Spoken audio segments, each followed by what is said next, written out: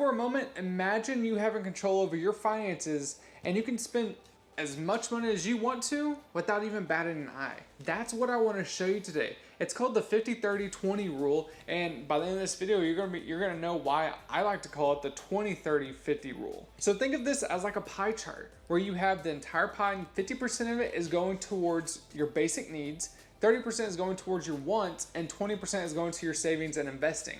Now, again, you're gonna be knowing towards the end of this video why I like to call it the 20-30-50 rule, because I'm gonna show you exactly how to reduce your basic needs by 30%, and you can move that into your savings and investings account. So that 50%, it includes all of your basic needs. So housing, food, utilities, anything that you can think of that is a need. Transportation, whatever your needs are, needs to go in this 50%. And this is what you're going to do. Here's the practicality behind this. Make separate accounts for each of these things. So you're going to create a checking account for your expenses, so your basic needs. You're going to create a checking account for your wants and a savings account for your savings and investing account. And then 30% is going towards your wants. So that means like dining out, going to movies, some form of entertainment, Disney Plus. I said Disney Plus instead of Netflix because Disney Plus is obviously better. Shout out to all the parents out there. But these are the things that you want. You're gonna have, again, a separate checking account. 30% of what you're making every single month is going to be going into this checking account. And you can set this up automatically with your bank. So whenever you go and set up these checking accounts, you can have it to where your direct deposit, 50% of that check goes into your needs, 30% goes into your wants, 20% goes into a savings and investing account.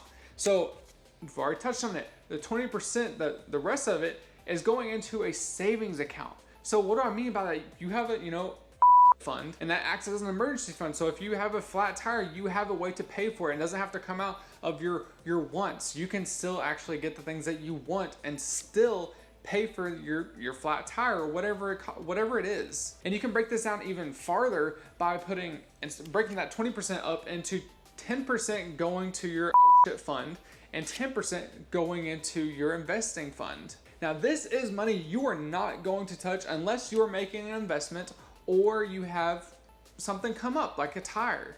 This is what's so hard for some people, is not touching their savings account or their investing account. Because at the end of the day, this stuff, this way you are setting your accounts up, you're paying yourself first.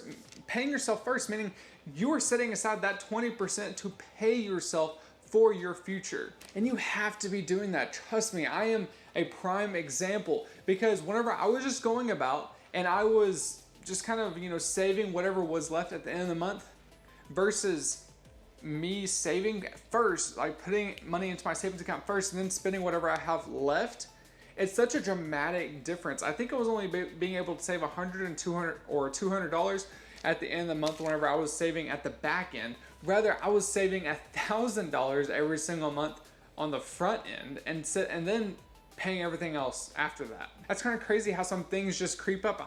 You know what? Let me just go out to eat. This $5 meal won't cost that much. This $10 meal, it doesn't really affect what I'm saving at the end of the month.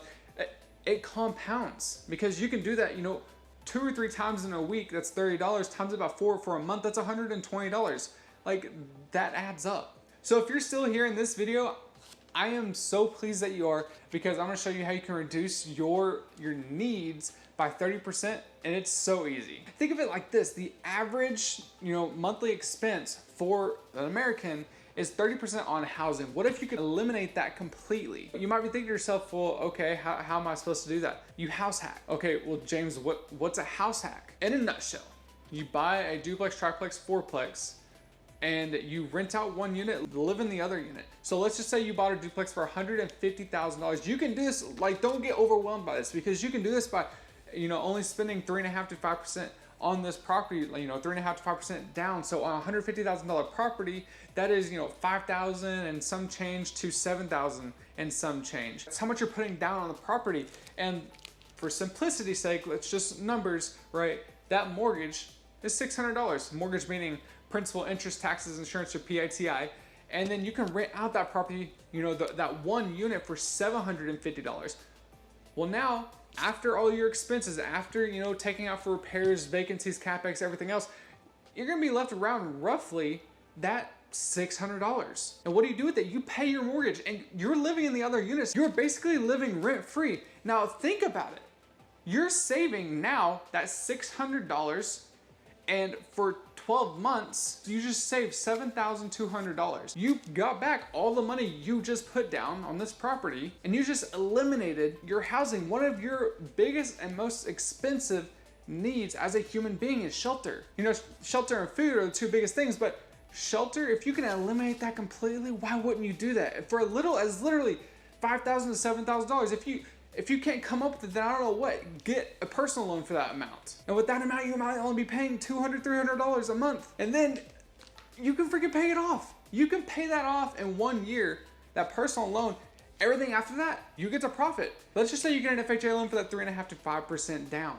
Now, FHA loan guidelines say that you have to live in that property for 1 year. So, okay, after 1 year, you can go do this again and again and again. You can save this money. You can actually build up this real estate empire.